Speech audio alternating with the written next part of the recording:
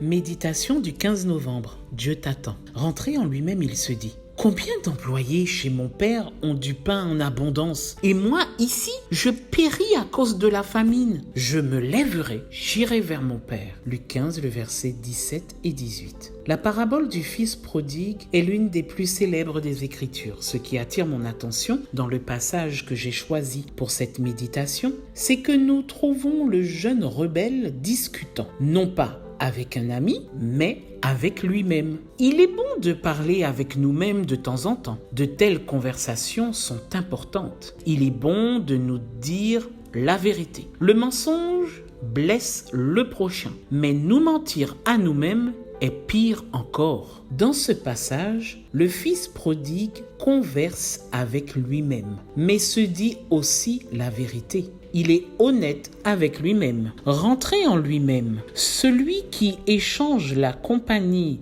du Père avec celle des pourceaux est hors de lui-même. De même pour celui qui préfère les plaisirs vils, malsains, le vice et l'impureté à une conscience propre et vie décente, rentré en lui-même. Le jeune rebelle a commencé à analyser sa situation. Il était dans la misère et l'échec le plus complet. Il avait dépensé, ou plutôt gaspillé, tout son argent. Il avait abandonné les privilèges du foyer et de la compagnie de ses parents. Et qu'avait-il gagné? Je péris à cause de la famine. Quel angoissant regret! Comme l'expérience de ce garçon illustre bien la situation de milliers de jeunes qui dilapident ce qu'ils ont en distraction, plaisir, vice, à la recherche du bonheur, mais qui, comme le fils prodigue, finissent seuls, sales et affamés. S'adressant à un journaliste, Marilyn Monroe a déclaré: « Je suis une structure